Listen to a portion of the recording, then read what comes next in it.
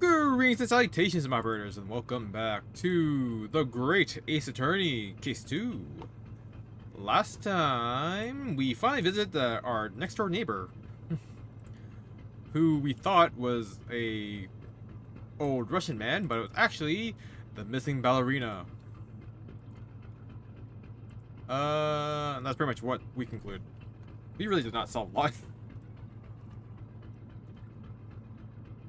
Oh, Inspector Hosonaga got his ass kicked. And probably nearly murdered? So, let's talk to Sholmes and see what he has to tell us. Oh, it's Mr. Sholmes. Look. Wow. You never know where he's going to turn up next, do you? He seems to be stealing a look at something as he thinks to himself.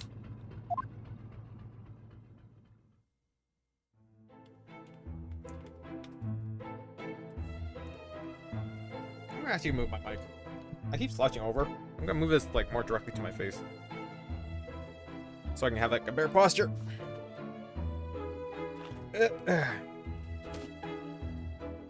Tra-la-la-lee-la-lee-la-lay. I did it the great detective way. He's still thinking. Do you think he hasn't noticed us? Or he's simply in extremely high spirits. Yes, there were times, I'm sure you knew, when the yard bit off more than it could chew. And through it all, when there was doubt, its lucky hairlock was about. Excuse me? I solved it all, and I stood tall. I did it the great detective way. Mr. Sholmes? Ah! What is it? You want to fight him? Honestly, interrupting a fellow when he's singing, and I was just about to reach the climactic finish. Sorry, I thought you were never going to stop, so I figured now is as good as a time as any. I very nearly dropped you to the floor with one of my famous right hooks. Alright, I get the picture. Now can you put those fists away?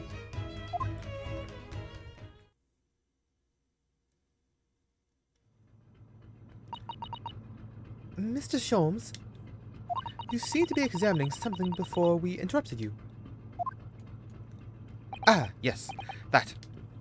I was immersed in the study of the ship's log, as penned by the stockily built crewman, who's usually on guard here. Oh, yes, the ship's log. And did you find out anything useful from it? Well, after 2 a.m. this morning, the majority of the entries are blank. Which means there was nothing to report. Nothing of note happened, so... Ah, you truly are a student from the land of the rising sun. You've been utterly blinded by it. Sorry? Your logic, my boy, is inverted. Whatever do you mean, Mr. Sholmes? God damn it, I'm dehydrated.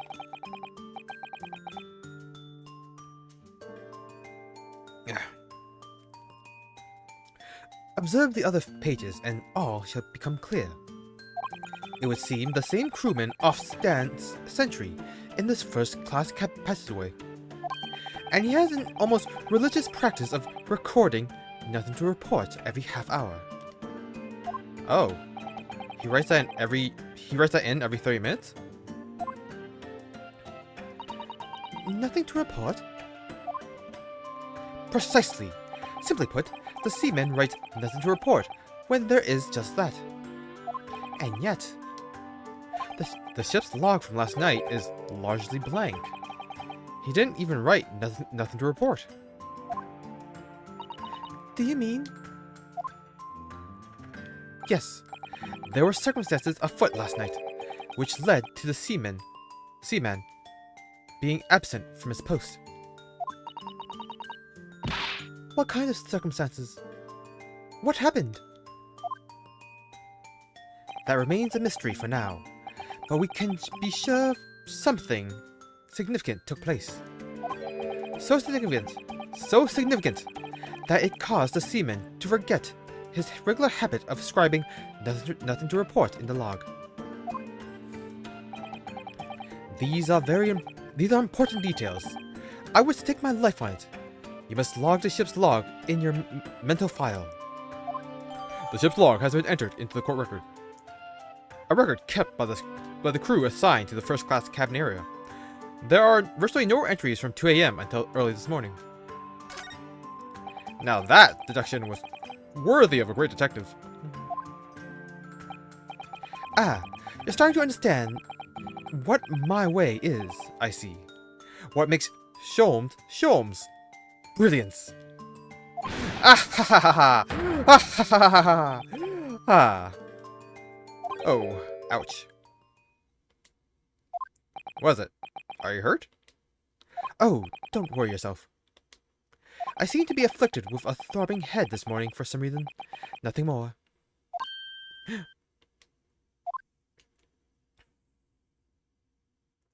Well, my friends, until our next encounter.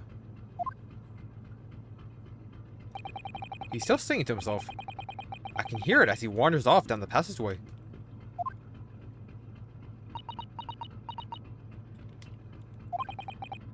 Is something wrong, Susawa-san?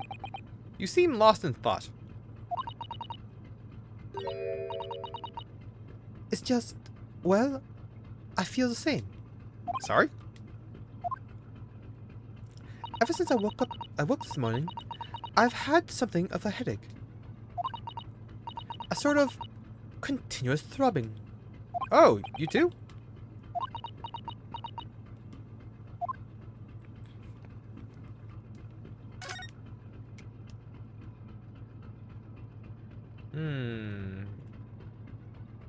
Have we all been poisoned, or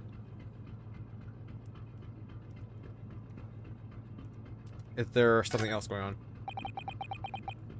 Miss Pavlova's cabin. This could be our chance. What? The burly sailor doesn't appear to be around at the moment. We could investigate every last inch of that cabin. I'm not sure if we could go that far, but we could certainly do with looking around more. I'm sure we could learn something. Did we not already look around in there? Didn't I not come out there?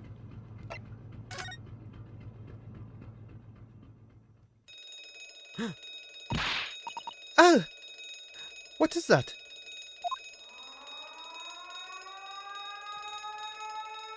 Oh no, someone pulled the mercy bell. Shut down the engines immediately. Signal started a quarter mile forward. Our vessel sighted. Full stop. Hard to starboard. All hands, brace for impact. Pirates? What the?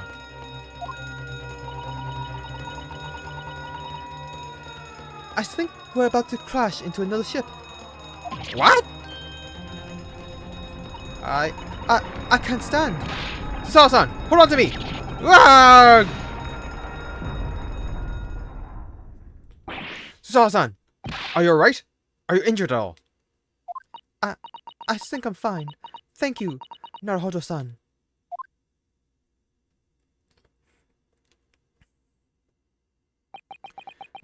It looks like we avoided a collision. I think. Yes. The ship has come to a stop. Oh my goodness. What about you, Naruhodo-san? Are you hurt? No, I'm fine.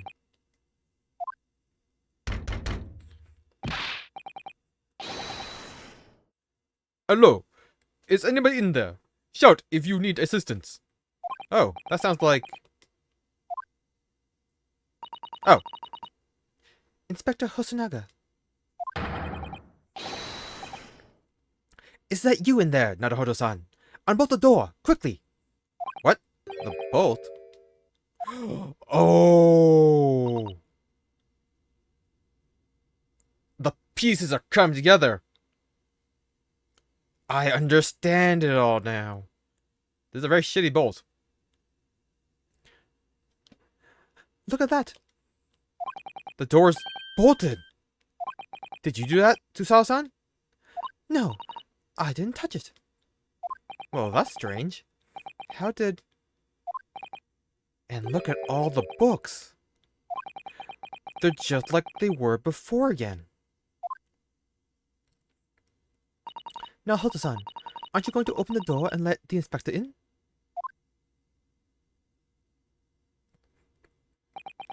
I better tie this place up first.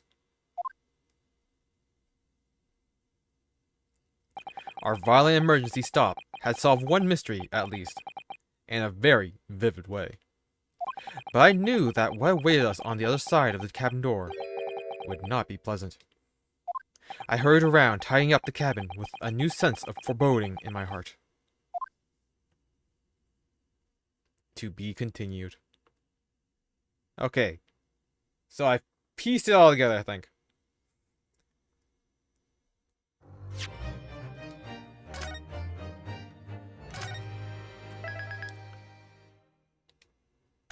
The pet snake from Miss Pavlova strangled Kazuma and then escaped back to her room, where thereafter she went into our cabin, wrote down wardrobe because it freaked her out and she needed something to blame, and afterwards we hit rocky waves which locked the bolt down. Or we hit another ship. Who knows? I don't know how busy the sea routes are in this time.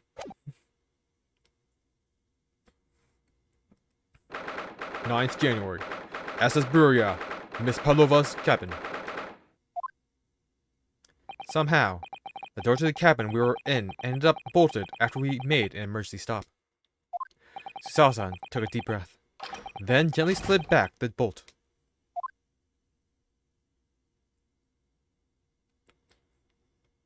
You! What you are doing in Miss Pavlova's quarters? Ah, you both look unhurt. Good. Yes, we're fine. Thank you. What on earth happened? We heard something about how we were going to collide with another ship. Yes, it appears to have been a false report, though. Oh, how did that happen? There's a dense fog outside, so it's extremely difficult to see. Someone must have thought he saw a ship ahead. The person obviously triggered the alarm, and that's why we made an emergency stop. Everything in chaos. Passengers are screaming. Crew are running everywhere. This first class area is the only quiet part of the ship at the moment. Oh, I see. Someone triggered the alarm? Does that mean someone pressed that button outside?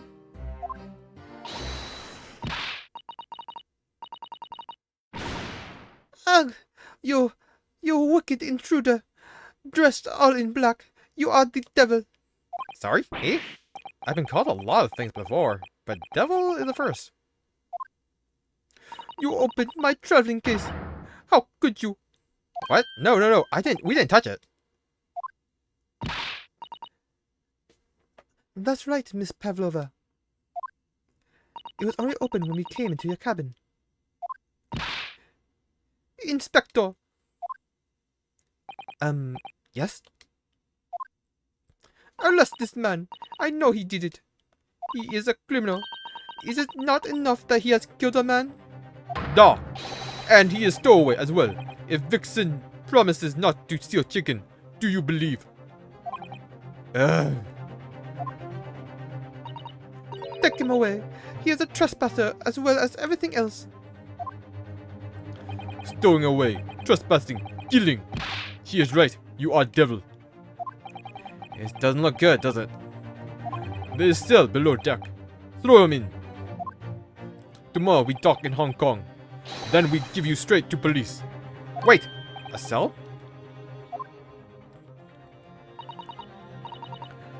Please, Inspector Hosonaga, is there nothing you can do? This is a Russian vessel. I really have no jurisdiction here.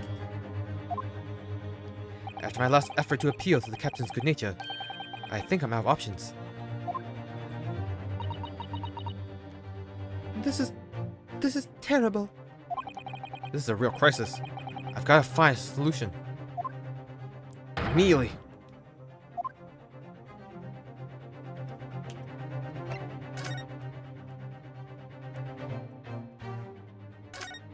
I just need to keep calm and focus on the task at hand, which is investigating. Don't touch my things. You want me to show you where crawfish hibernates? Hey! God damn it, Susato! Mr. Naruhodo, what are you doing? Wow, everyone's attacking me. And I was just starting to think she was my friend. Not my favorite. Isn't there anyone who can help me out of this mess?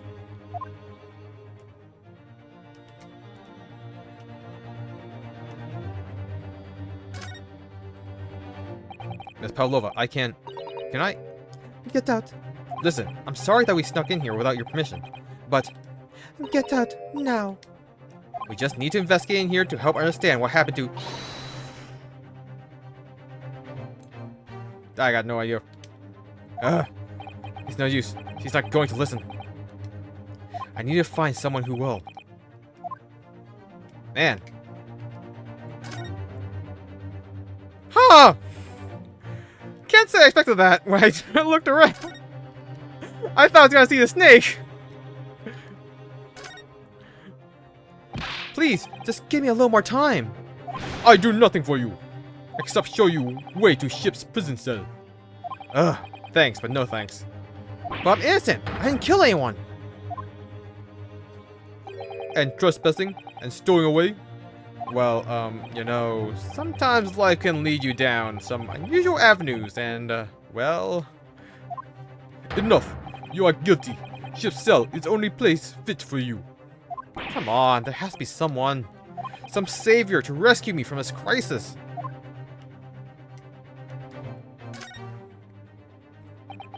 You've got yourself in a difficult situation here. By entering this cabin uninvited, I mean. Sorry, I was just so desperate to find a clue. I'm afraid there's really nothing more I can do to help you. If I push my luck any further, a punch to the face would be the least of my worries. I'm really sorry. I have to take responsibility for giving you the freedom to investigate Miss Pavlova's cabin. Now this has happened, I'll have to report to the captain at once. I really need some help here. I need a savior to rescue me from this crisis.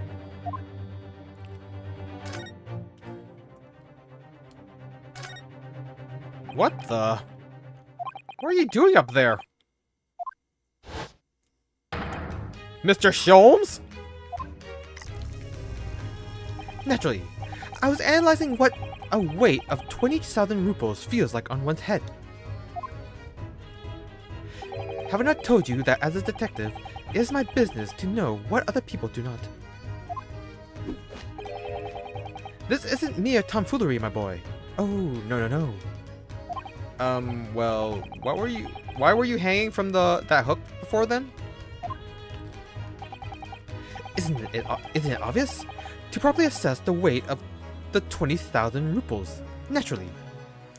I wish to determine if it would bend that conceited-looking hook on the wall, so full of brag and bounce. I never know whether to take this man seriously or not. Ah, you again, the great detective. Ah, Inspector, I confess I've been looking for you. I have something to report to you most urgently. Well, you might try looking for me somewhere other than a hook on the wall next time. What is to report? Speak. An urgent report from a great detective can mean but one thing. Yes. The case of the curious murder that took place last night, here on this vessel. The steamship Buria has been solved. By me, naturally. What? Really? Yes. I have eliminated all other possibilities. No other explanations exist. So, allow me to illuminate all your minds. For I'm about to reveal my great detective's greatly admired great deduction to the case.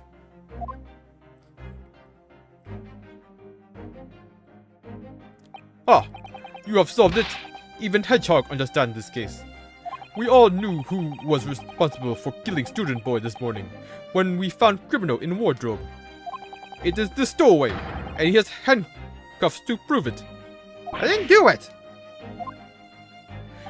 The trouble is, there doesn't appear to be anyone else who could have killed the victim. Because, as everyone knows, the cabin was bolted shut from the inside. That means the culprit must be someone who was inside the cabin. Yes. It's what's called a locked room mystery in detective stories. Da, locked room. That's its point.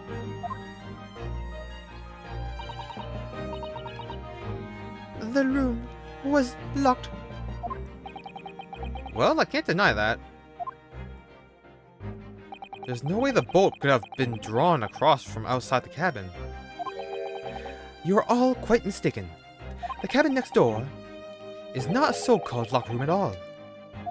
What? Oh yes, there is another entrance. An entrance used last night by the culprit in order to gain access to the cabin, despite the bolted door.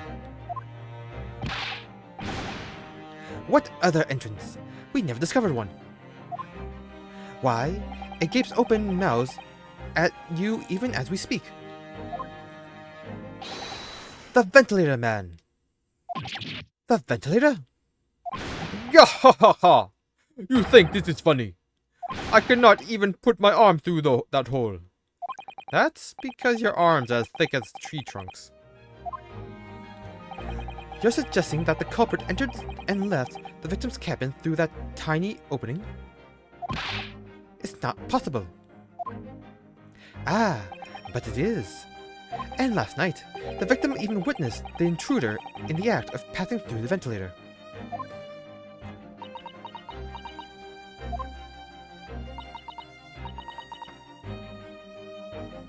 Mr. Sholmes, do you mean? Are you referring to the words Kazuma-sama wrote in his diary? 1:23 a.m. I can hear a faint whistling sound. 1:35 a.m. What looks like some sort of speckled band is dangling from the ventilator grill. Precisely, my dear madame. But what does it mean? What is this speckled band? The answer to that particular conundrum is in this very cabin.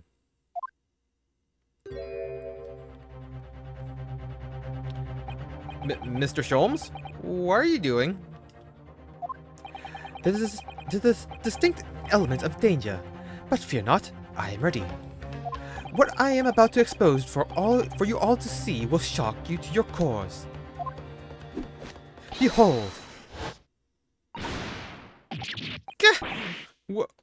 What the? Yeah.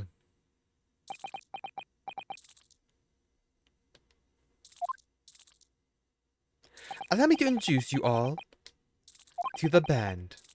The speckled band. A snake? Indubitably.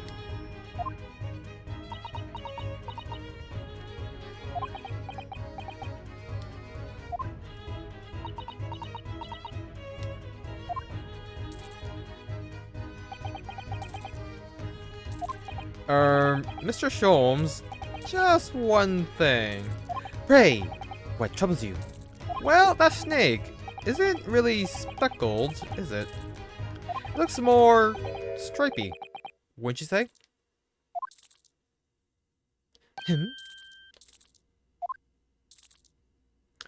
Yes, you're right. I think in this case, you'd have called it the striped band, wouldn't you?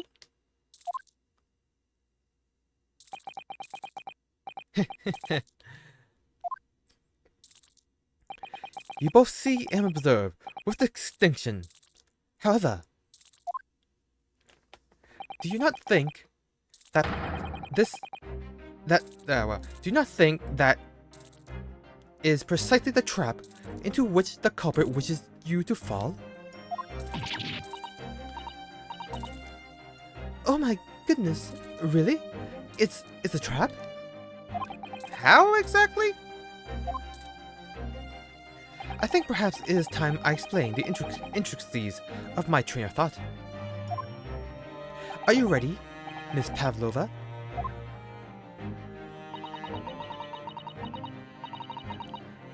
I'm sorry for the young man who died, but that is all. His death has nothing to do with me. This whole thing is nothing to do with me. There are two conclusions I've drawn from the facts. Number one, last night, your friend infiltrated the victim's cabin. And number two, that same friend was responsible for the victim losing his life. No. She's turned as white as a bowl of rice again. Sholmes must be right. He's hit the nail on the head. This young woman's friend killed Mr. Osogi?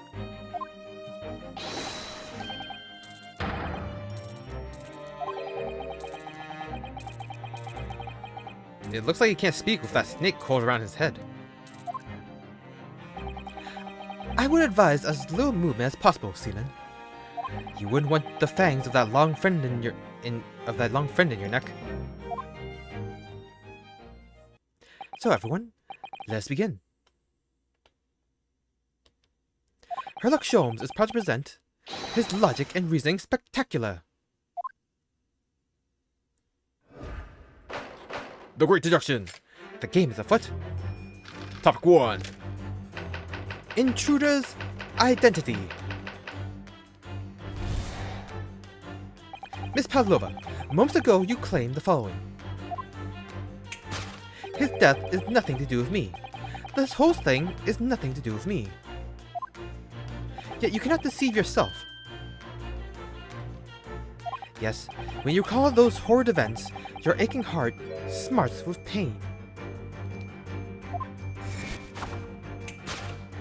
And it is that very pain that evidences your inextricable link to the victim's death. So we ask, what was the nature of this intruder that stole into the victim's cabin on that portentous night? Why, naturally, it was the friend with which you boarded this vessel. With which you boarded this vessel, was it not? As is suspected, another telltale glance. Without doubt, your friend is this withering serpent we see before us. And yet, that fact leaves us in a quandary. The victim's written observation on the night in question tell of a speckled band, whereas regrettably, the specimen's markings do not fit that description in any way. What explanation can we give then? What explanation can we then give, pray? What was this sight that fell upon the victim's eyes last night? No, don't look at me. This has nothing to do with any of this. Oh, but it does. You have the answer to this quandary even now, hidden behind your back.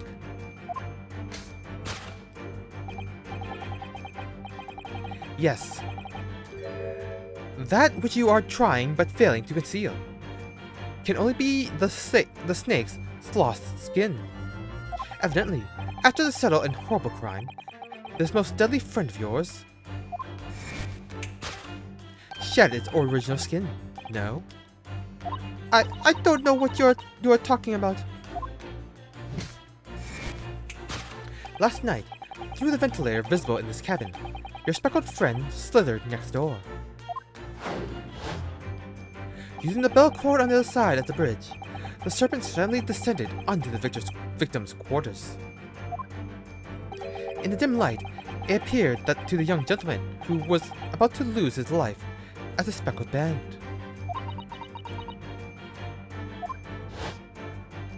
In summary, the nature of this friend of yours, which last night infiltrated the scene of the crime,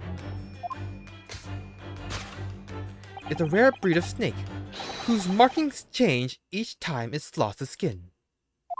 A snake so dreadful, we can only imagine it would be found in the deepest depths of India. Conclusion. A beloved speckled snake. Topic 2. How Mr. Asogi died. Moving on, we come to the heart of the matter, the grim demise of the victim. How did this young man lose his life? And why?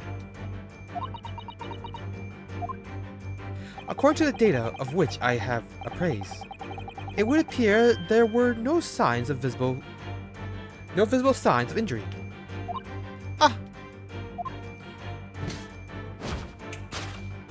In fact, the circumstances of the victim's death can only be explained by a terrible venom. Now, if we take that as fact, we can reasonably imagine that there remains evidence to affirm it at the scene of the crime. Oh no, could there be? Yes, an examination of the deceased body would prove the cause of death conclusively. The almost, but not quite, imperceptible puncture wounds left by the venomous fangs will seal the truth. Yes, the vestige of the snakebite delivered by your terrifying friend. This makes no sense.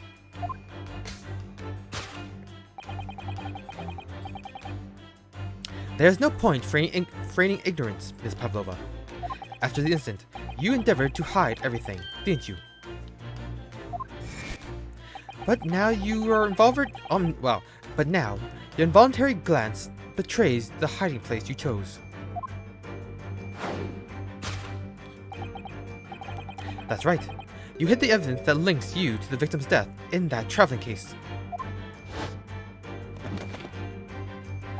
When we first met in this cabin, it came to my attention that your case moved periodically. Your serpent assassin was restless inside, no doubt. You don't. It is telling that the victim made note of a low whistling sound they heard minutes before his end. That was your signal, was it not? The sound you had used to train your serpent friend. To train? Indeed. You put that serpent through this ventilator and wait. After a period, you summon it back with a whistle. You couldn't know if the animal had done its duty, so you would listen for signs of life next door. If the victim appeared not to have been dispatched, you'd release the snake once more.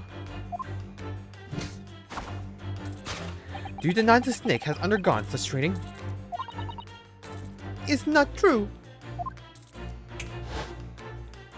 Having slithered through the ventilator and down the bell cord, the creature needed only to sink its fangs in once. And its venom would course through the victim's veins, ending his existence forever.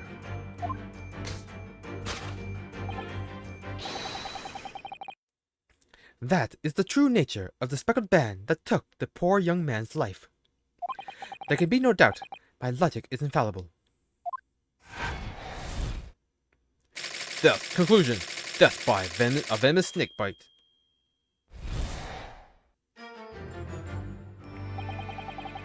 Thus concludes Herlock Sholmes' great deduction of the speckled band.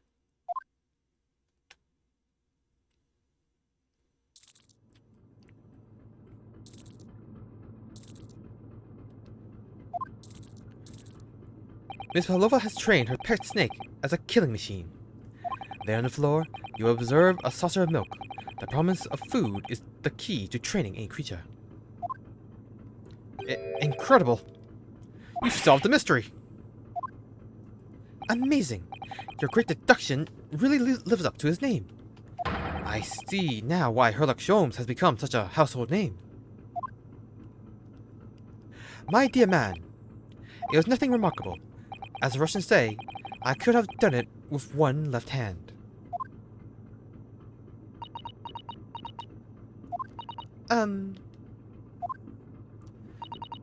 Could I venture an opinion, Mr. Sholmes? But of course, what's on your mind? It's just about your deductions before. Some things don't quite make sense to me. I welcome questions as to my method, and will answer both loudly and proudly. Oh, well, good. First of all,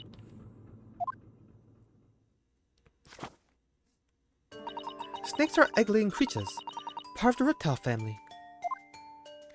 You are well informed, madame. And reptiles, don't drink milk. Ah.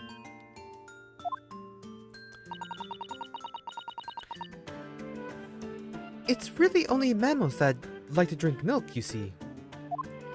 So, I'm not sure it would be possible to train a snake using milk as a reward. No matter. No doubt Miss Pavlova used some other treat to encourage her pet to do her bidding. Milk was merely an example. The logic holds. Well, there is something else. Snakes have no ears. Ah. Yes, so I'm not sure it would really be possible to signal to a snake by whistling. But madame, what of the tales from Arabia? Have you not heard of the snakes that dance to the sounds of a flute?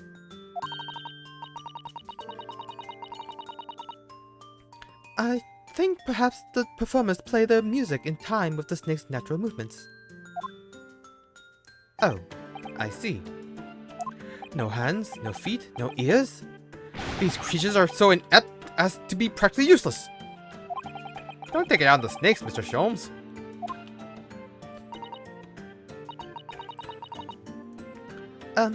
There is one other thing. You have more?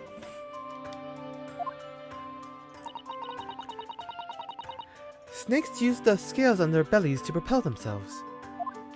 So, I'm not really sure that a snake could manage to climb up a flat bell cord like the ones in these cabins.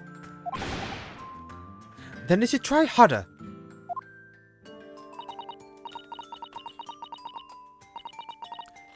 Please, don't be angry with me, Mr. Sholmes. The point is, even if the snake had gone through the ventilator to the next door cabin, it couldn't have come back without help. So what I'm trying to say is that there is a number of reasons why it's difficult to imagine the snake could have had a part in this.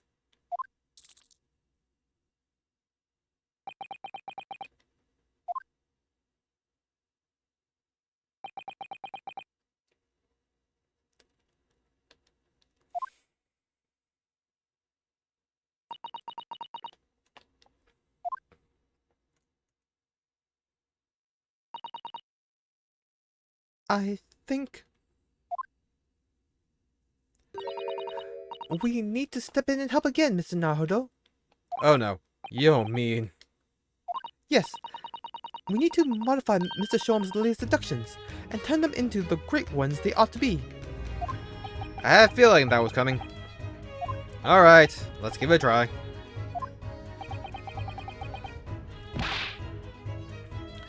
Just what I was waiting for, Mr. Naruhodo.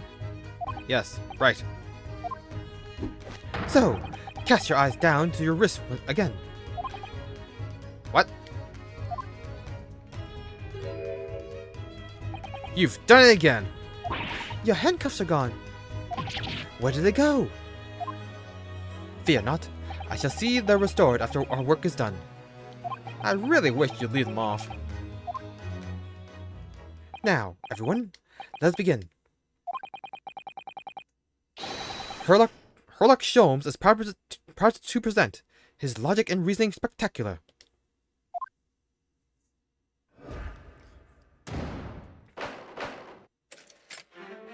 Course correction. Hold it, Mr. Sholmes.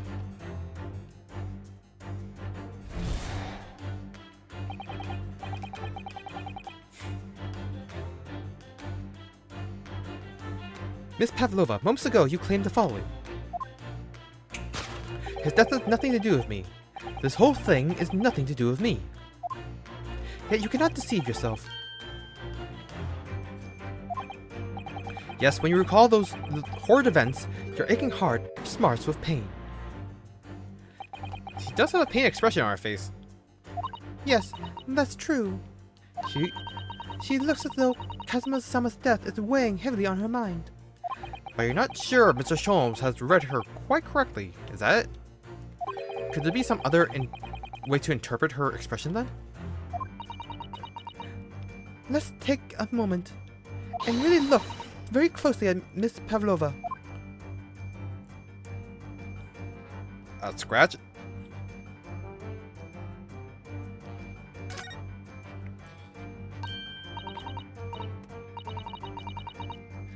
Oh, Naruto-san, look! That looks like a very painful wound. It looks like a scratch made by some kind of small animal. And fairly recently, too. Well, whatever scratched her doesn't appear to be around here.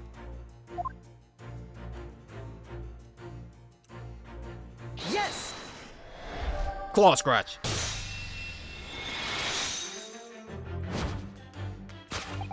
Yes, when you recall those horrid events, that claw scratch smarts with pain. Indeed, and simple observation reveals that the wound is fresh. Miss Pavlova, did you in fact receive that scratch sometime last night? Ah!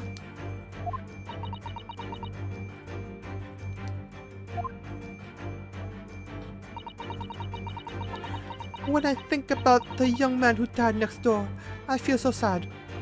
And when I'm sad, the pain from his wound is worse.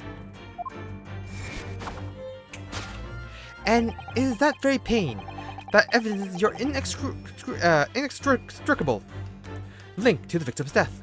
So we ask, what was the nature of this intruder that stole into the victim's cabin on that portentous night? Why, naturally, it was the friend with which you boarded this vessel with which you boarded this vessel, was it not? Man, that just threw me off. Ah, as I suspected, another telltale glance.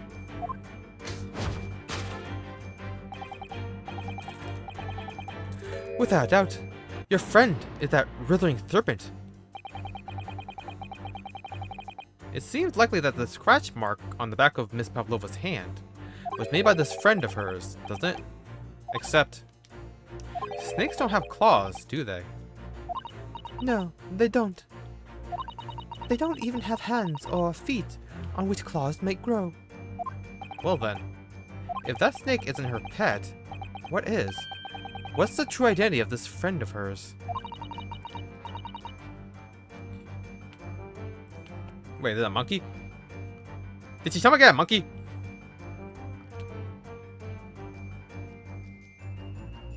We should follow her gaze.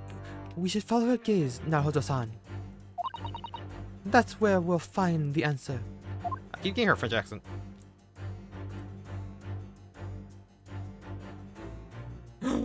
It was a cat. Can I look at it? Yes!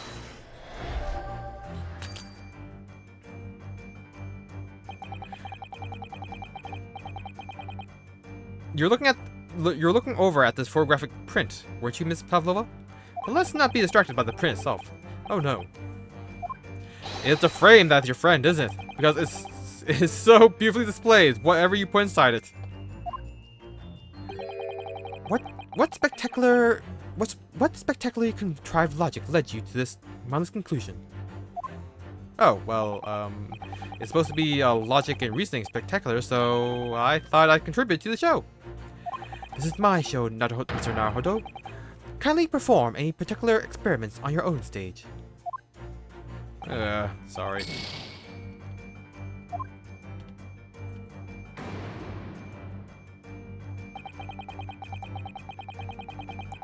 We can be reasonably sure that Miss Pavlova's furtive glance was aimed at her friend.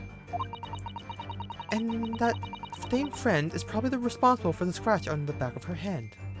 We also know that wherever it is, this friend must be small enough to pass through the ventilator. That ought to narrow it down. Let me scout around again in the direction she looked.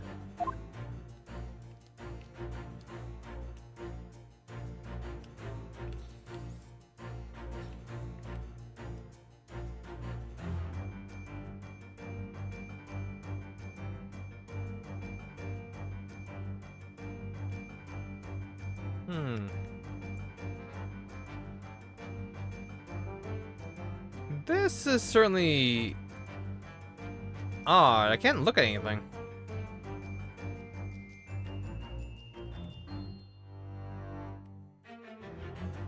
So it's not the snake. Is Stroganoff hiding it somehow? Or is it hiding the teapot? Or Yes!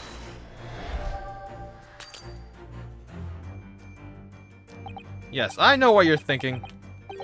What is this man talking about? Well, I'll tell you what I'm talking about. The truth. Yes. Who could you have a more cozy relationship with than a shiny teapot?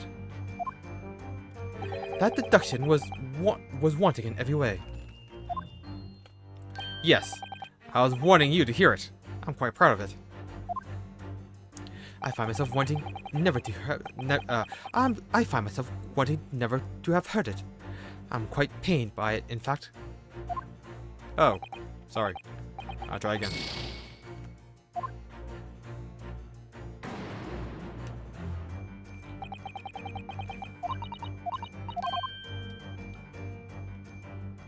I don't see anything.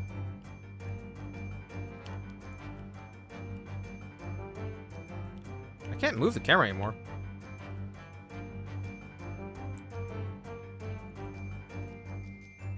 Wait, did the snake eat her friend?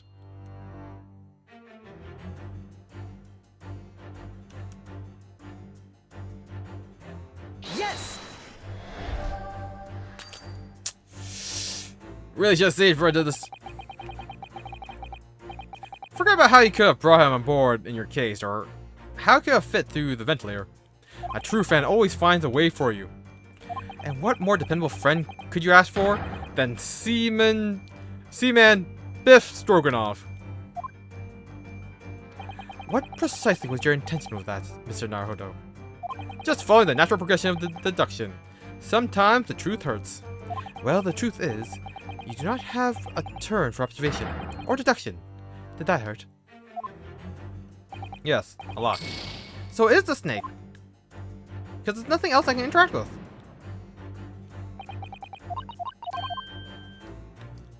Because I can't even, like... What the hell? It didn't give me a prompt. I just was pressing B. The more I look at this creature, the more of its stripes stand out. It's a very impressive snake, isn't it? Oh, yes. It really is. And it seems to be doing its best to squeeze this poor sailor's head until it bursts. Yes, it's a terrifying sight. And slightly heartwarming at the same time? Anyway, it would probably be a good idea not to get too close.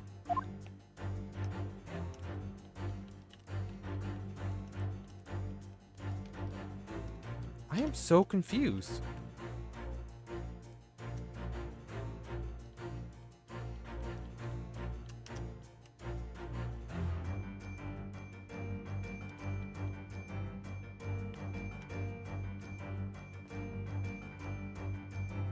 Like, I thought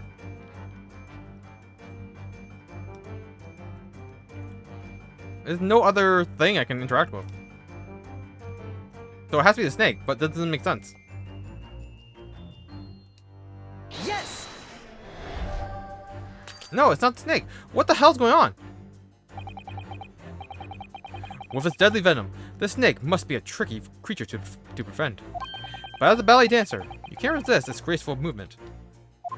Yes, you hope to learn the secrets of its slithery ways, and add a serpentine slant to your performances. Are you quite concentrating? You've identified exactly what I did originally. Oh, yes. So I have. Sorry. Well, I do understand. As inimitable as I am, people do like to try. But you won't be a great detective like that. Nor even a great detective's assistant. Yeah, assistant's assistant then. Alright, I'll think again.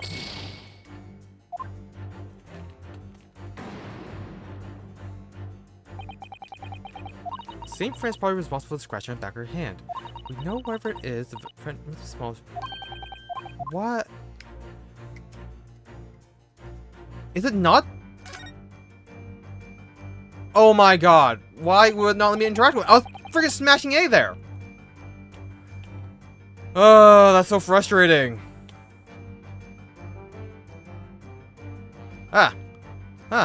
Look at the photograph in this picture, in this frame. Wow. This must be something Miss Pavlova brought with her when she ran away. She is exceptionally beautiful, isn't she? Yes, that's true. But personally, it's the little black creature she's holding that caught my eye. Maybe we better take a closer look at this.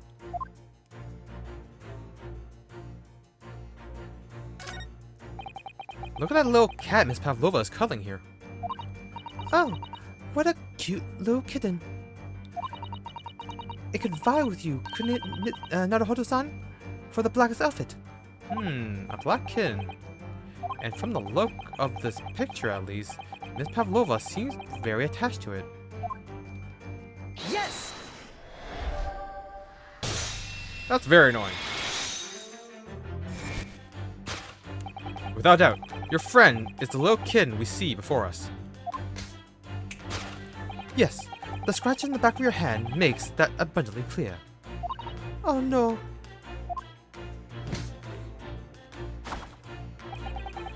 The whereabouts of this black kitten isn't clear, but what is clear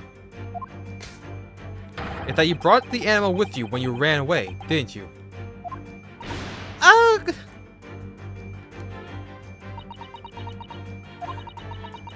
Taka is my best friend. I couldn't leave her behind. Taka would appear to be a Russian blue. And yet, the fact leaves us in a quandary.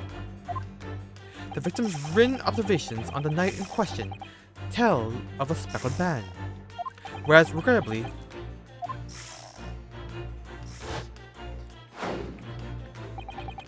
this specimen's markings do not fit that description in any way.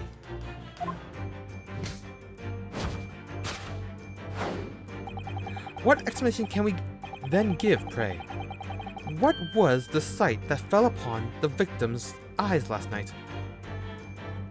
No, don't look at me. This has nothing to do with any of it. Oh, but it does. You have the answer to this quandary even now, hidden behind your back. Yes, that which you are trying but failing to conceal can only be the snake's slaw skin. Did you see that? She just took something out of her pocket and hid it behind her back. If she just left it in her pocket, no one would have ever known. Oh yes, ploys like that are Mr. Shon's specialty. He's ever so cleverly forced her to reveal something. I thought deduction was a specialty. Or maybe making me believe that was a ploy too. Anyway, I find it hard to believe that that's the skin of a snake. In which case, just what is Miss Pavlova hiding behind her back?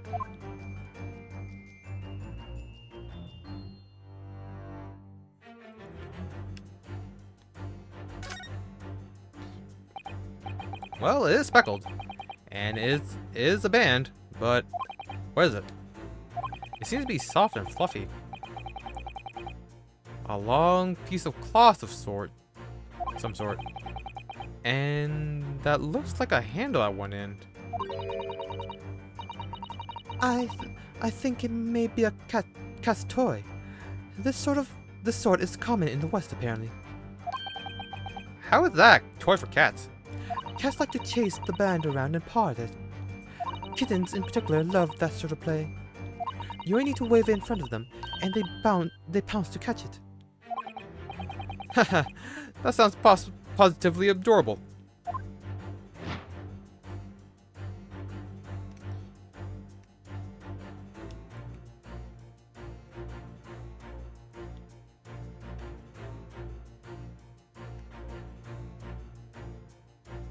Yes!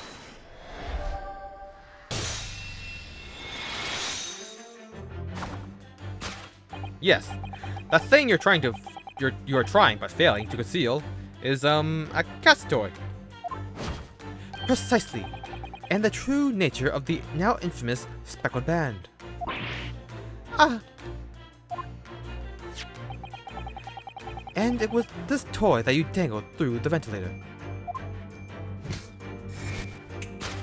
You waved it around, I presume.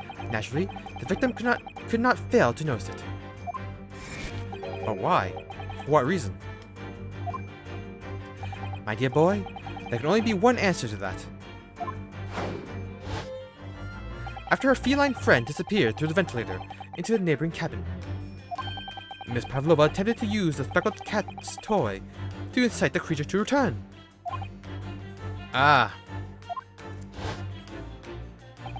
In summary, the nature of this friend of Miss Pavlova's, which last night infiltrated the scene of the crime,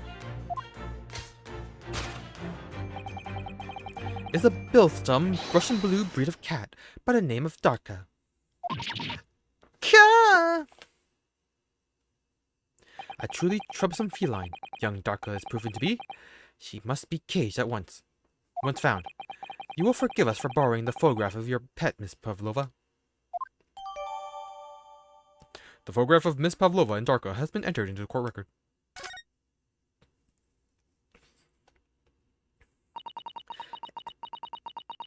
It was after I gave her food last night. That's when it happened.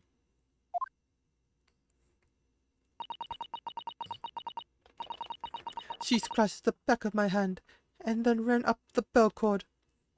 Before I could do anything, she had disappeared through the ventilator. Doctor, she is so naughty. Conclusion. A beloved kitten. Solved. Topic 2. How Mr. Osogi died. Moving on, we come to the heart of the matter, the grim demise of the victim.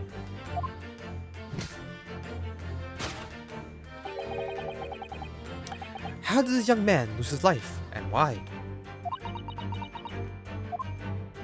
According to the data of which I have been apprised, it would appear there were no visible signs of injury. Ah!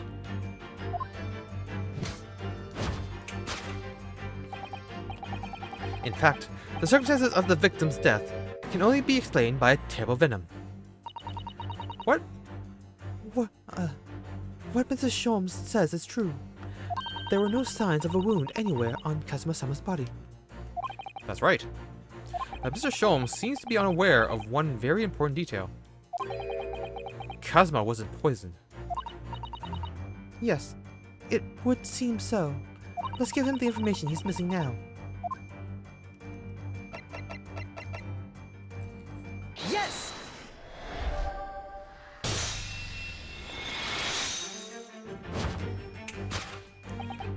In fact, the circumstances of the victim's death can only be explained by the post-mortem report. Ah, yes. I knew it was one or the other. His neck was... Indeed, the breaking of the cervical vertebrae is fatal. Only that Goliath would be strong enough to survive that. Seaman Stroganoff isn't some immoral freak, you know. The jury is out. Anyway, we have on good authority that the victim's neck was broken. Now, if we take that as fact,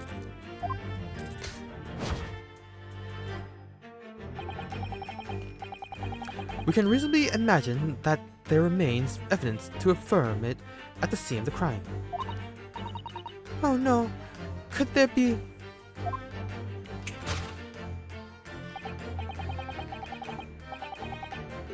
Yes, an examination of the deceased body will prove the cause of death conclusively. Kazuma died because his neck was broken. In other words, he was probably struck by something or someone. Yes, that's a distinct possibility. As of yet, no weapon has been found, though. Presumably, Darka didn't silently creep up behind Kazuma and deal him a fatal blow. I suppose it's possible that he had a fall and hit the ground awkwardly. It could have been a terrible act of misfortune that he broke his neck completely by accident. Oh yes, a bad fall could explain it. It's rather hard to believe of Kazuma-sama, though. He wasn't a clumsy man. Well, we need to fix this deduction somehow. Is there anything from the scene that could explain what happened?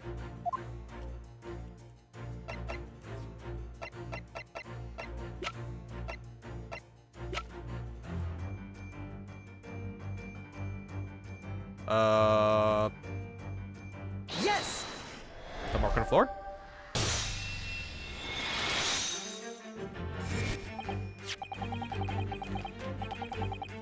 Yes. An examination of the mark on the floor will prove the cause of death conclusively.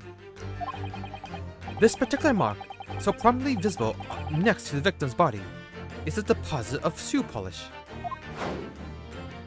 Shoe polish? Indeed.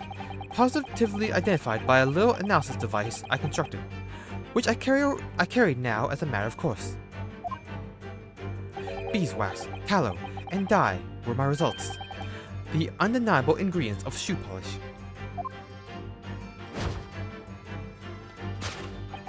And the color of the polish is a perfect match to the color of Mr. Asogi's laced leather shoes. Looking at this mark, it's not hard to imagine what happened.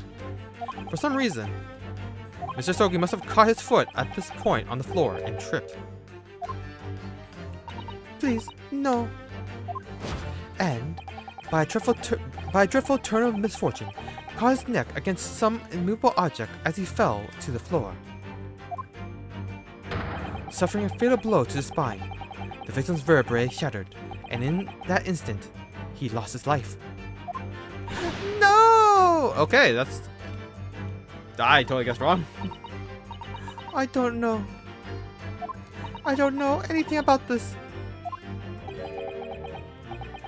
Is that really true, Miss Pavlova? What about the evidence left at the scene where Mr. Asogi lost his life? Yes, the facts are as clear as day to me. You did all you could to conceal the incriminating evidence. But now your involuntary glances betrays the hiding place you chose. That's right. You hid the evidence that links you to the victim's death in that traveling case. I don't believe it. Kazuma-sama merely tripped over and now he's no more? It can't be true. I refuse to accept it. I know it's hard to believe, but the mark on the floor does seem to suggest that's what happened. But... And if this is part of Mr. Sholmes' deduction, if this part of Mr. Sholmes' deduction is right, Miss Pavlova is trying to hide some evidence that would prove it. Here in this cabin, somewhere in the direction she just cast her eyes. Where, I wonder? Let's have a look around. Let's have a good look around. The answer must be here somewhere.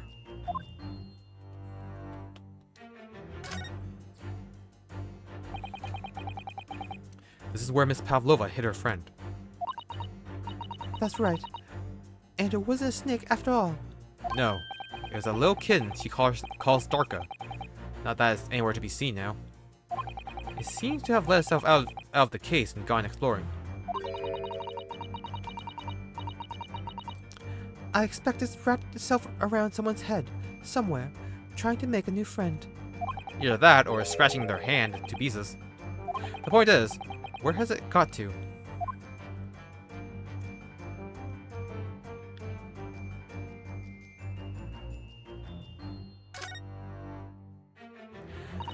This is the waste paper basket. Perhaps all of the first class cabins have them. But Miss Pavlova only started occupying this cabin late last night. Presumably, there's not much rubbish in there yet. Oh, what's that? It's a broken piece of glass, isn't it? Yes, it is. And I feel like I've seen it somewhere before. If it looks familiar, perhaps it's more than your mind simply playing tricks on you.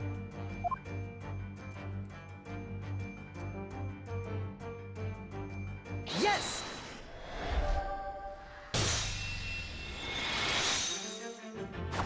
That's right. You hid the evidence that links you to the victim's death in that waste paper basket. Ah! Here we have a fragment of some intricate glass object, it would seem. One that has a familiar air, in fact. Precisely. We found another piece of broken glass on the floor in Mr. Asogi's cabin. And as you can see, the two pieces fit together perfectly. Oh no! So, Miss Pavlova, shall we consider what this tells us? Why would it be that part of this glass object, which was evidently broken at the scene of the victim's death,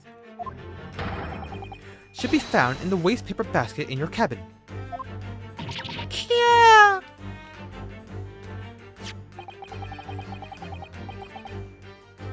You're well acquainted with this glass bell, are you not? I don't. I don't know, in that hushed Russian accent of yours. Won't save you this time, dear girl. Why? Because we have conclusive evidence linking you to the bell in question. What?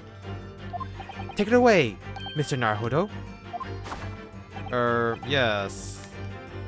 The evidence linking Miss Pavlova and the little glass bell, that would be the photograph. Yes! If you look at this photograph, you can clearly see, hanging from Darka's collar, the very glass bell in question.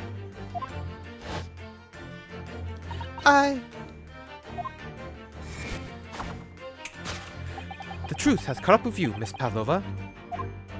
The young man who lost his life last night did so after a truly inauspicious fall. And the cause of that fateful stumble?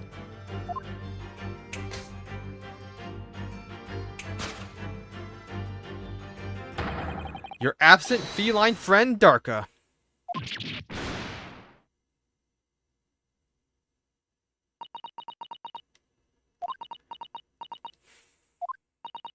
I couldn't tell anyone.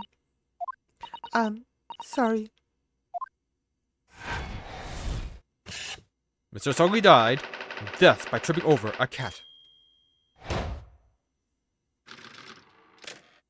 Deduction complete.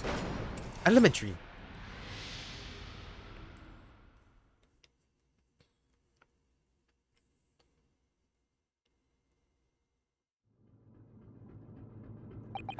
Why don't you tell us now, Miss Pavlova? Tell us exactly what happened last night. It was a little after 1 in the morning. It was so late, but I hadn't had time to feed Darka, so I gave her some food. And then, all of a sudden, she scratched me and jumped out of my hands. People do say that cats become very anxious and nervous in new environments. She was so fast. She disappeared through the ventilator before I could stop her. And that is how you acquainted the rather... wow. Brain, you really dyslexia that went up.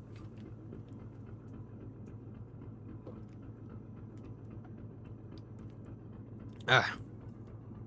And that is how you acquired the rather nasty wound on the back of your hand, I take it?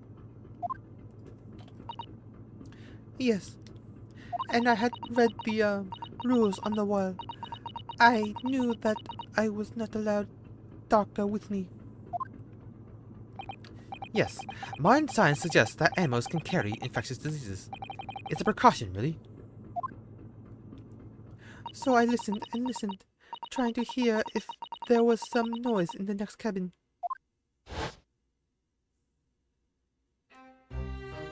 It was very quiet. I was sure if someone was there, he must be sleeping. So, at that point, you thought it was safe to try to lure the kitten back again? By dangling the end of the toy through the ventilator and into the adjoining cabin. Darka always loves this toy, but it didn't work. Nothing worked. I tried using her favorite toy. I tried whistling to her softly, but nothing. She didn't return. So the faint whistling sound Kazuma wrote about in his diary was Miss Pavlova, trying to retrieve her pet. Cats have a propensity to remain hidden in the shadows when frightened. Yes, so there was nothing else I could do.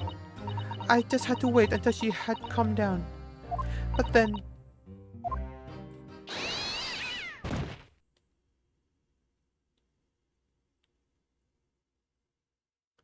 I nearly passed out with shock. I heard her cry out, and then... Oh, it was such a dreadful bang. Then afterwards, nothing. It was totally silent. Kazuma was...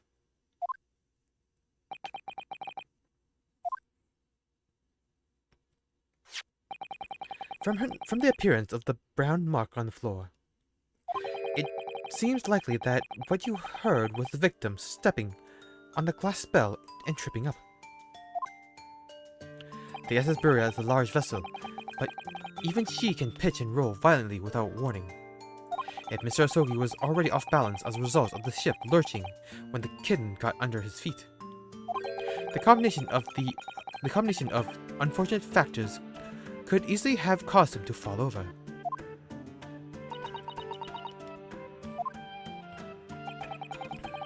But what became of the kitten afterwards?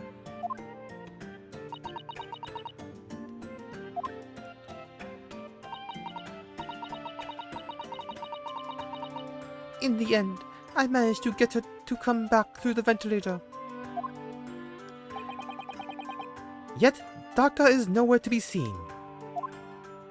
I must have forgotten to lock my case, and now she disappeared again.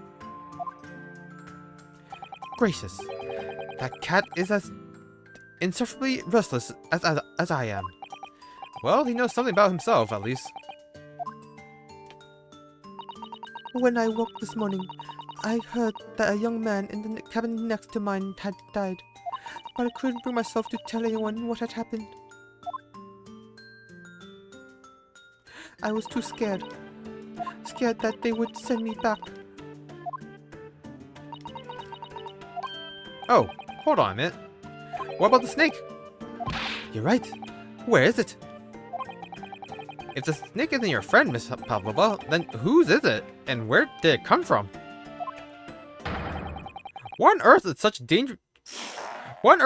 dangerous creature doing on board the ship? Oh, I didn't say. Snake is my friend. His name is Piroscio. Piroscio. Him? What? What? That snake belongs to you? He escaped from cage when the emergency alarm sounded. I was looking for him.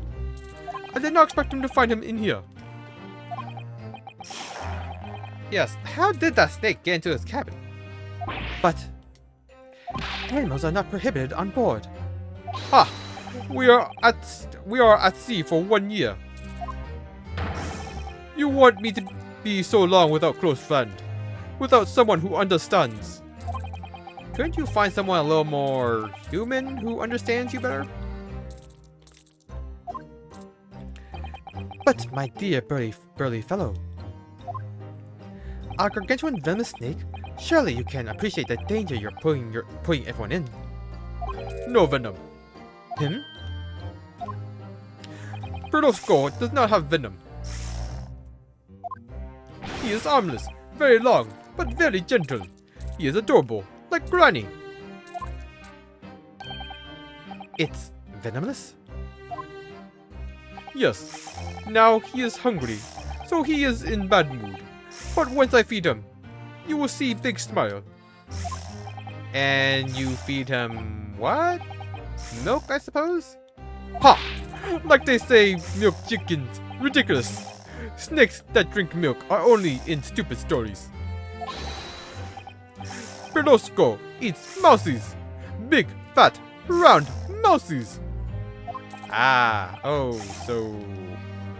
Is that what the mousetrap in the passageway out there is for? Of course. How else can I catch my friend's favorite food? Nothing says top of the food chain like the look in their eyes right now.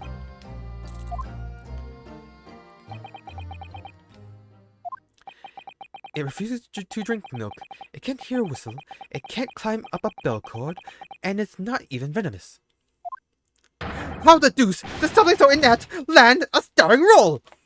It is not my fault. I do not make up stories.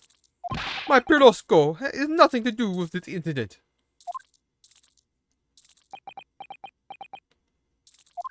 So that's what happened.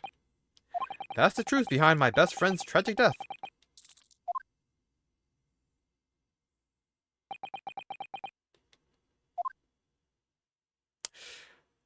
Man. I was bummed out. This really sucks.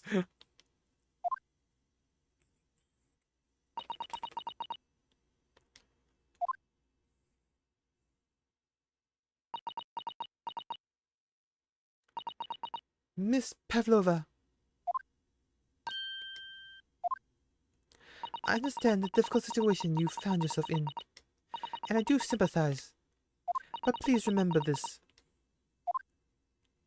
A young man lost his life. If you're going to attempt to cover up your guilt with lies, then no matter what the circumstances, I cannot forgive you. But... What are you talking about, Miss Mikotoba? What lies? Miss Pavlova just confessed everything.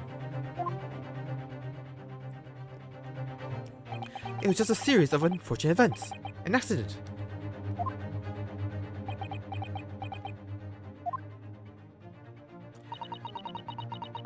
I'm no great detective like Mr. Sholmes.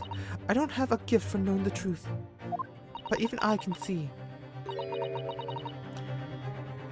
That was not the truth. Don't you agree, Mr. Naruhodo? To be perfectly honest, yes. There's a discrepancy in Miss Pavlova's story. I'm sure of it. I just can't quite put my finger on it.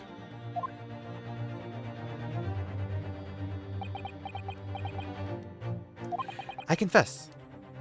I was intending to let Scotland Yard deal with any outstanding issues on this matter. Oh. I am only present here for a very specific reason. The truth is, you, Miss Naruhodo, are simply a distraction. A distraction? I do hope you've not been finding your shackles too uncomfortable. Ah, not again. When did he do that? Especially as they are on your wrists as a result of my intervention. I was rather hoping I could resolve matters before we made our next port call. You were, Mr. Sholmes? Yes, but I overlooked one important detail.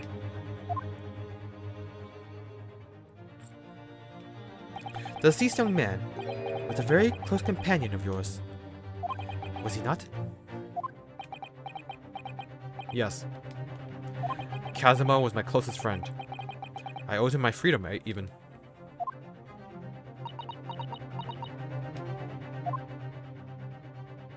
In that case, we must follow this to its conclusion.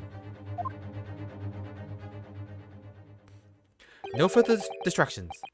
You must uncover the real truth here, Mr. Naruhodo. Yes, wherever that may be. The key to this is the discrepancy in Miss Pavlova's story, I'm sure. If I can chase that down, maybe the truth will become clear.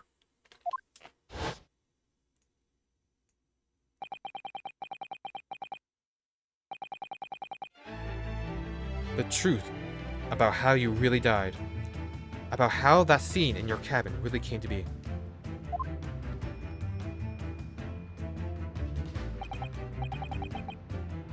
Alright, I'll see what I can do.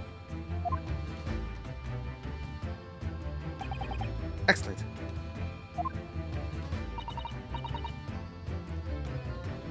Thank you, Mr. Naruhodo. So then, shall we begin? Yes. What should we ponder first?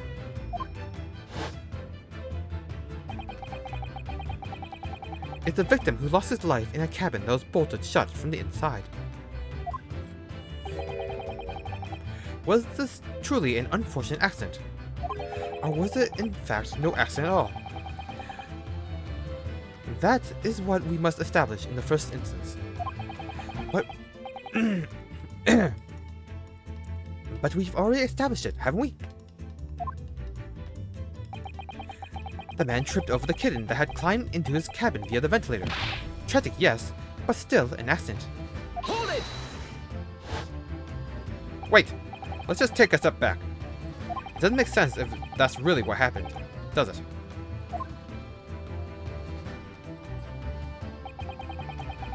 I'm going to have to ask you to spell out for me then, I'm afraid.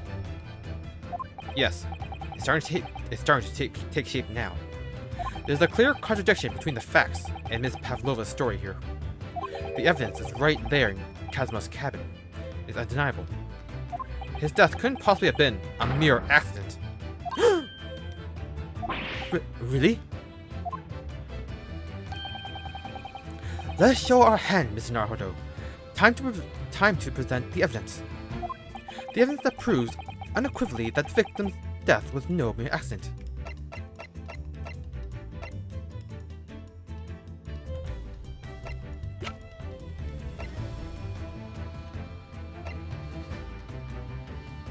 That the ship logs was blank after 2 a.m.? Yes! Oh, crap, that was not it. What point are you trying to make with that evidence? I'm trying to see how Kazma's death really happened, I think.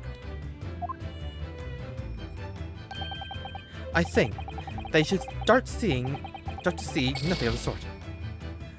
And that was the evidence to prove it. It was probably the picture, wasn't it? It was no accident. Then, what should we be looking for is one of two things. Either the absence of something you would expect to find at the scene of the accident, or the presence of something you wouldn't. Most compendiously put, my dear madam. Ah, I see. I confess, your rather languid, I see, doesn't fill me with confidence, Mr. Naruhodo. Don't worry, Mr. Naruhodo. I believe in you. Well, more than Mr. Shom does, anyway. Yes, it's starting to take shape now. There's a clear contradiction between the facts and Miss Pavlova's story here. The evidence is right there in Kazma's cabin. It's undeniable. His death couldn't possibly have been a mere accident.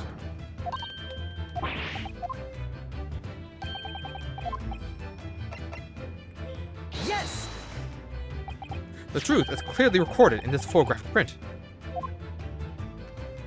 There's no way that Mr. Asogi could have left this message on the floor.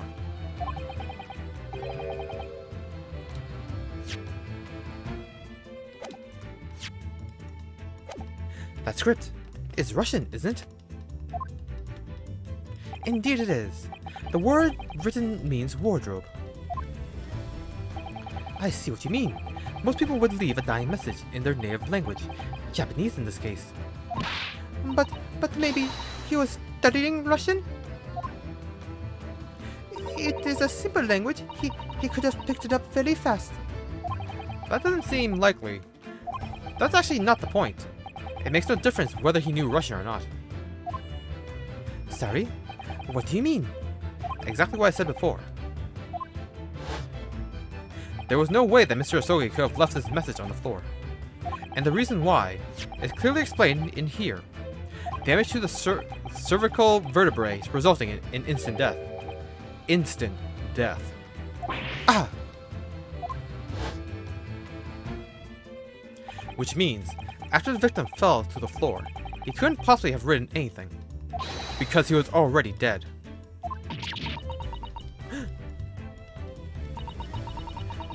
That's not the only reason either. There's something else we found in Mr. Asogi's cabin. A remnant of something that couldn't possibly have been there if what Miss Pavlova told us was true. What? So, Susawa-san has noticed it too then. Putting this message on the floor aside, there's something else that gives the truth away. Another piece of evidence that proves that this was no accident. In other words... Okay, now I have no idea what it could possibly be.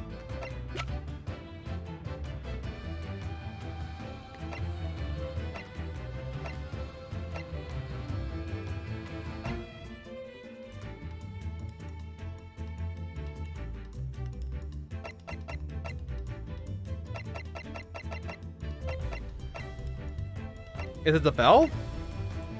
Oh, I can save.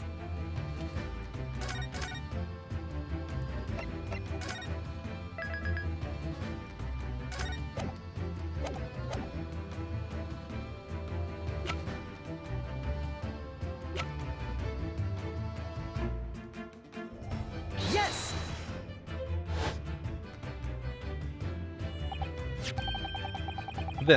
This piece of broken glass next to the mark on the floor.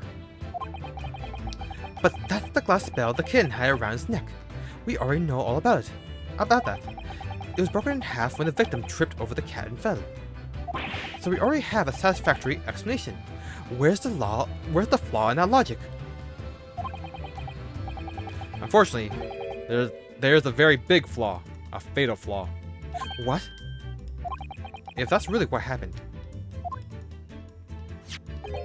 then how did one half of the bell end up back here in this cabin? Ah. Yes, I remember that we found... Yes, remember that we found the other half of the glass bell in that waste paper basket. Would you care to explain that, Miss Pavlova? Oh, no. Both these pieces of evidence clearly point to the same conclusion. That when Mr. Asogi died last night in his cabin, there was someone else in the room. And that same person deliberately arranged the scene to disguise the truth. In order to cover up his or her own guilt. Yes, there was someone else present in Mr. Asogi's... Hold it! You are wasting time. Someone else was there? Da, of course, we know this. What are you talking about? Bulkhead was bolted shut from inside. There was no way in or out. Oh, yes.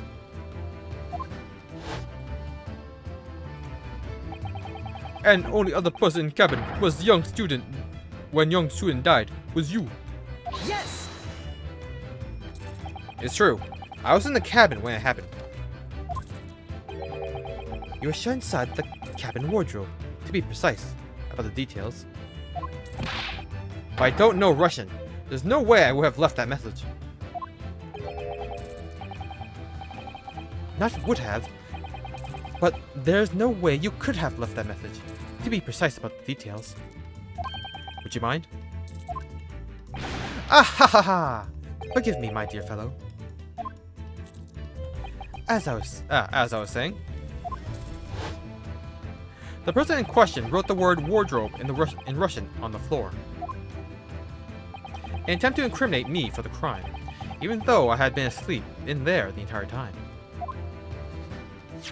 And then, the same person picked up the broken glass bell that had fallen to the floor, for fear of it becoming evidence that would show how Mr. Asogi really died. But why wouldn't this person have taken all the pieces of the bell anyway? Leaving half behind was always going to raise questions. Yes, well, it was past 1 o'clock in the early hours of the morning. The cabin would have been quite dark. The single small lamp suspended from the ceiling would barely have cast any light onto the floor there.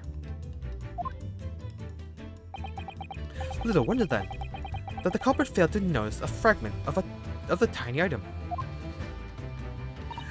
You all suspect me, don't you? Hold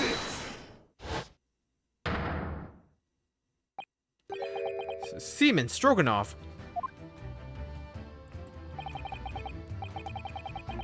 Nina is woman of sea. She is daughter of strong sailor. 2 years ago, they noticed her dancing skills and she went away to join ballet company. But before, she was dancer on the ship. A member of ship's band. You do not accuse ship's angel of being criminal. Ah, so that's it. You say that when young student died, Nina was there in his cabin. But that is not possible. I give my tooth. Well, this is all most interesting. And why would you give your tooth, pray? How can you be so sure? You are great detective. You should know. Look truth in eyes. Cabin bulkhead was bolted shut from inside. Nobody could go into cabin. Not Nina, not anyone. Or you want to tell me that killer can walk through locked doors? Yet, it's impossible. He's right. But wait, I've read about this in detective stories. People often tie thread around door latches so they can open and close them from the other side. Thread. Are you stupid? These bulkheads are not barn doors. Certainly not. These are watertight doors, as one would expect to find on any modern steamship.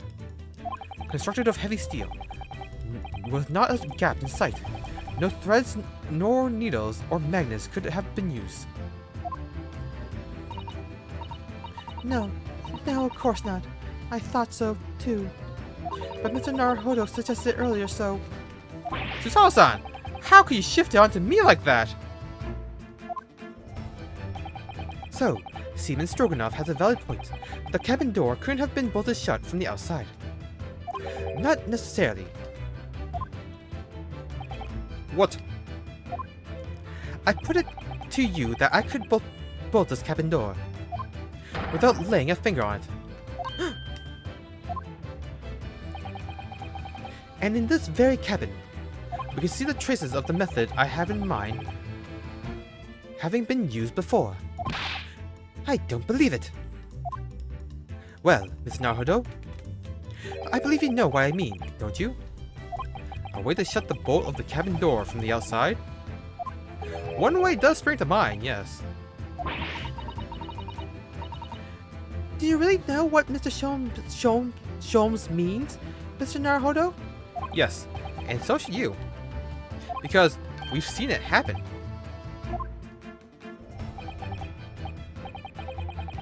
Indeed we have. So, would you care to do the honors, Mr. Naruhodo?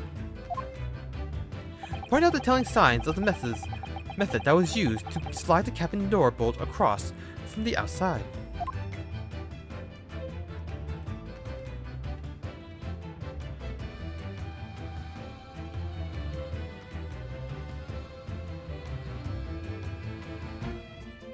Okay. I don't know if it's like not just. It's gonna give me a prompt or not. Yes! Okay. Look at the bookcase here, there. See how all the books and things on it have toppled over? That must have happened when the ship made its emergency stop before. Yes, that's right. It's a very powerful vessel after all. When the engines are thrown into reverse, a violent jolt goes across the entire ship. Any small objects that aren't fastened down are bound to fall over. I believe, yes, it's what's known as the force of inertia, acting on the objects. Is there nothing Susao-san doesn't know? Or that isn't in her book, at least? Well, whatever it's called, that the same force that pushed over those books on the bookcase also made something else in this cabin move. The bolt on the cabin door. Ah! It was very obvious just after the emergency stop that the ship made earlier. We had come into this cabin not long before, and we hadn't bolted the door. But then...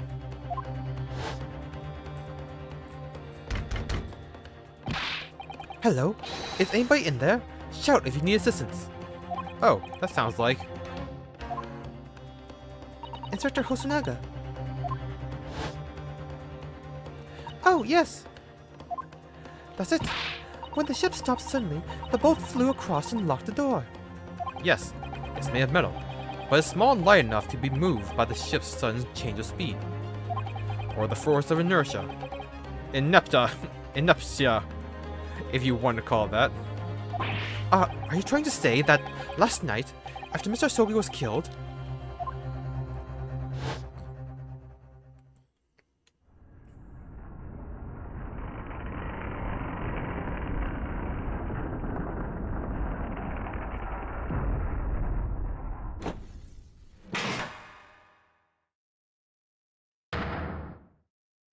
the SS Bura made another emergency stop? When I woke up this morning and looked around the cabin, I thought it looked a little odd. All the books on the shelves had toppled over, and all the ornaments.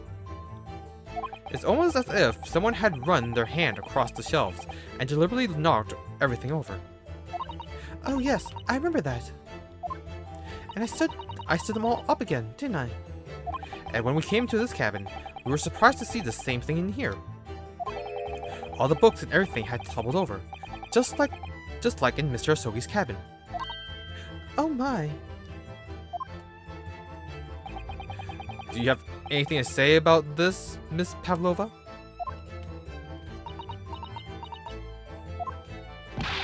Are you out of your mind? You say Broya made emergency stop. It does seem a little far-fetched. How could that possibly have happened? Unless you're saying that the culprit is actually someone from the engine room. Oh, it is simple enough. Are you forgetting the button in the passageway outside? Used to trigger the emergency alarm? Oh, yes, of course. There was a notice, wasn't there, telling you to only press the button in times of emergency.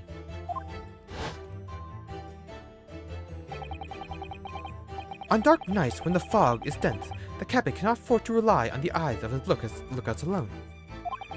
Hence the placement of a number of buttons around the vessel, to allow any crewman to raise the alarm. The sort of button one is almost compelled to press to satisfy one's curiosity.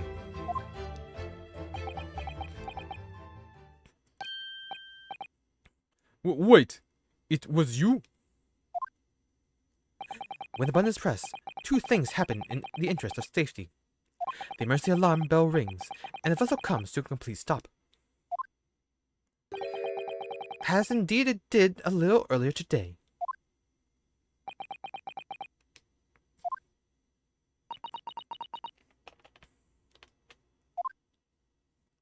Mr. Sholmes, surely it wasn't you who...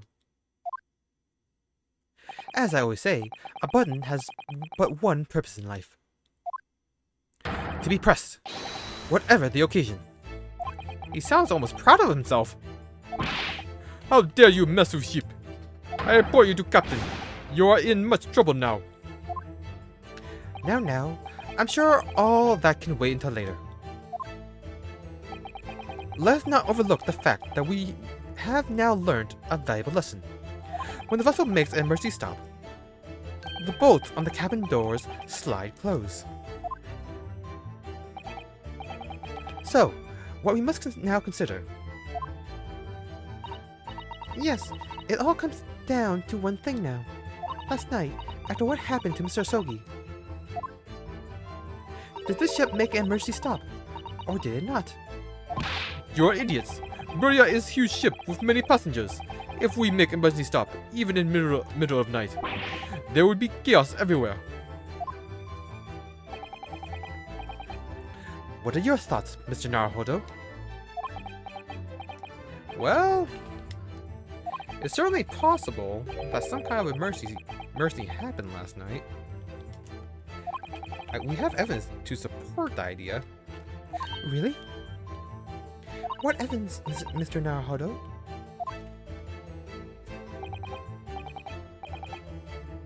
Fascinating. Do show us, my good man. What evidence promotes the theory that some emergency gripped this vessel last night? The ship's log, right? The lack of entries means something important happened. Yes! Seaman Stroganoff.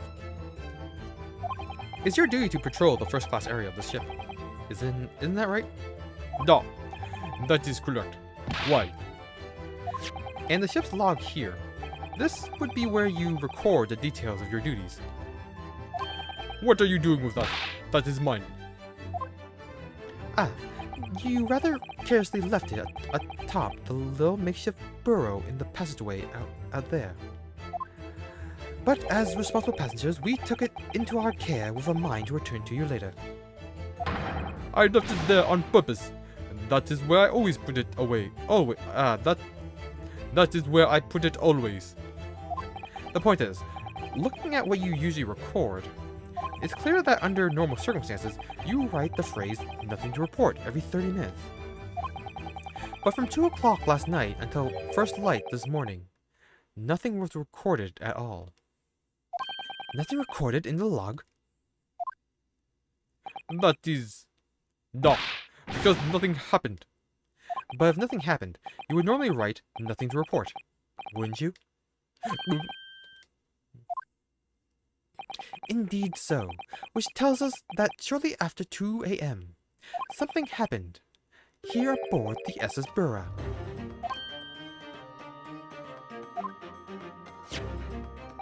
Something sufficiently significant to make you forget to fill in the ship's log, in fact. Are you suggesting that the ship really did make an emergency stop in the middle of the night? Stop talking rubbish.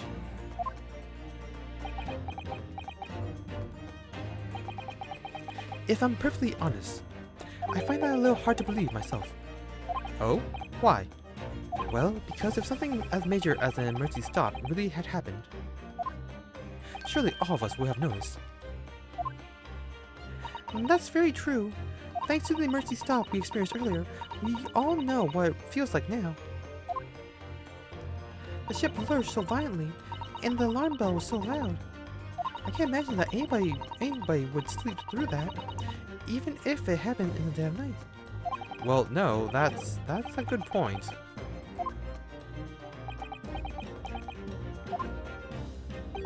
What of the throbbing? Sorry? What do you mean? Your head. Your head, man. The throbbing of your head since this morning. We all have suffered it. We all have suffered with it. Ah! Oh, yes. I have had a headache, you're right. In fact, I haven't been feeling myself since I woke up today. Nor have I. My head has been feeling heavy ever since dawn. Yes, you've all been afflicted, haven't you? Just as I suspected. He's right. My head's been throbbing today, too. And since eating dinner yesterday evening, everything has felt sort of hazy. I can't really remember anything that happened after I climbed back inside the wardrobe. Then the first thing I noticed this morning was the throbbing pain in my head. I'd already been dragged out of the wardrobe. And had those handcuffs put on me by that point. Why didn't I wake up when all that was happening to me?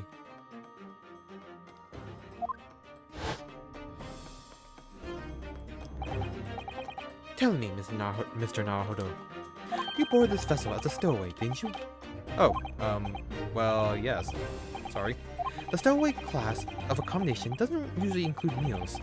What did you survive on? Well, Kazuma looked after me.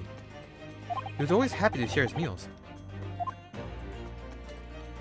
So you enjoyed some of the whole roast chicken dish that was served yesterday evening, I take it?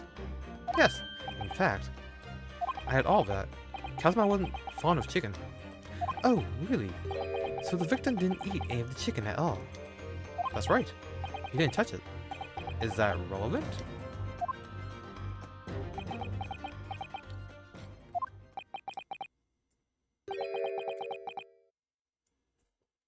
The meals were drugged. I knew it. I just couldn't figure out how I was played in all this. My dear fellow, does that not strike you? Oh! Mr. Sholmes, do you mean to say that there was something wrong with the chicken? I do. No, really? Is that really true? The meal prepared for the passengers last night had been tampered with. Tampered with by the addition of a soporific designed to induce a very deep slumber in those who consumed it.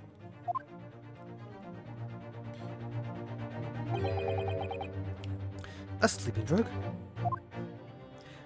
Do you mean whoever did this laced every meal with a sleeping drug so no one would notice the ship's emergency stop? Mr. Naruhodo, of course that's not what Mr. Sholmes means. What a far-fetched idea. Precisely. Lacing every meal of every passenger on board with a soporific drug would certainly be impossible, unless, that is, every single member of the crew was a conspirator. What? Mr. Sholmes! Well, seaman? Yeah. I'm sorry to say that any more deception in this matter will get you nowhere.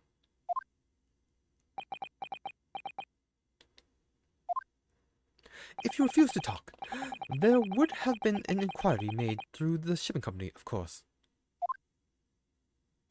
And were that to happen, every member of the crew, and the captain himself, would be hauled over the coals for aiding and abetting a renegade. Wow, I know how to say that word too.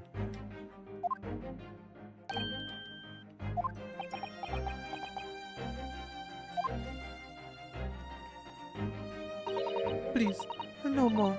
I would tell everything. Yeah. I cannot make problems like this for everyone anymore. These crewmen are your former comrades, I believe.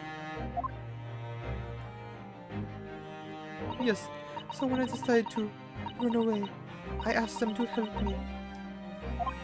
We all agreed to help everyone together. She threw away everything. Her fame in the ballet. Mother Russia. You wanted to help our angel. I don't believe it. You are right. We put sleeping drug in chicken last night. Yes, I remember now. I did notice chewing on a lump of something strange and bitter at one point. Really? You'll spit that out immediately while eating a chicken? Da. We could not make our drug, how do you say, dissolve. Ugh. Talk about heavy seasoning. At midnight, in waters near Shanghai, we brought our angel on board. He was helped by comrade on shore with small fishing boat. While all the passengers of the SS Burial slept soundly, thanks to the almost magical effects of the slumber-inducing potion their evening meals had contained. So, if that's what happened, the only people awake on the ship last night were the crew, people who just like chicken, and the newly boarded passenger, Miss Pavlova.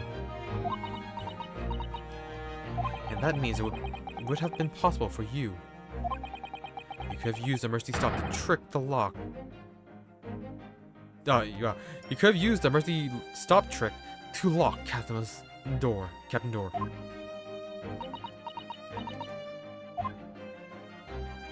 But how does that make sense? Surely every cabin door would have ended up locked in that case.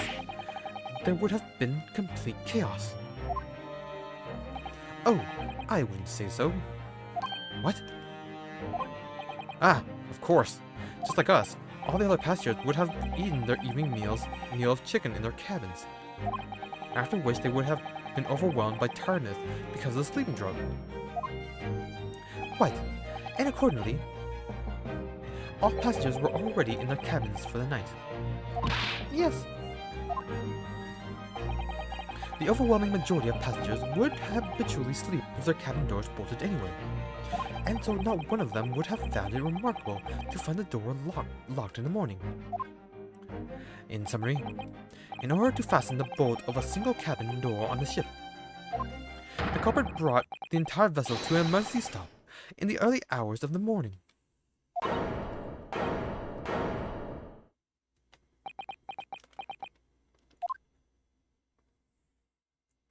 You have talked a long time and said many things. What's his point? The point is, what I said earlier. There was somebody else present on the scene when the victim lost his life last night. Someone who left a message in Russian on the floor in an attempt to incriminate another. Someone who tried desperately to hide the broken fragment of glass that would reveal the culprit's identity.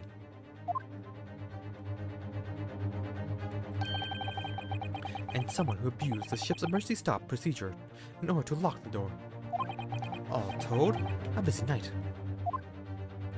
But I don't know about any of this. I am just a little girl. You like to speak with your long English words and explain your clever ideas. But I am sailor, and sailors don't listen to long, boring stories. We don't believe. Sailors like me, we trust only what we see with our eyes. a laudable trait. What? I am quite of the same disposition, my good man. Observation to me is everything. Mr. Naruhodo. Oh, yes? Do you hear it? The accusatory cry of guilt on the wind? What accusatory cry of guilt? Sorry, you've lost me. Proof of involvement, man. But you can't hear such a call with your ears. No. You must hear it with your eyes. For observation is the basis of all deduction. What are you talking about? I believe the time has come for one final logic and reasoning spectacular to expose the truth. Man, we're going in overtime. So, Mr. Naruhodo, your assistance, if you please. I'm actually gonna end it there. I think that'll be a good place to end it, and then we'll start case 3, I imagine, like, immediately afterwards.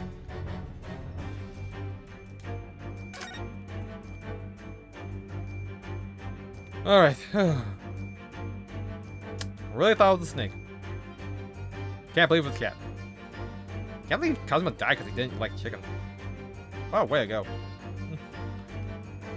Oh well. Next time.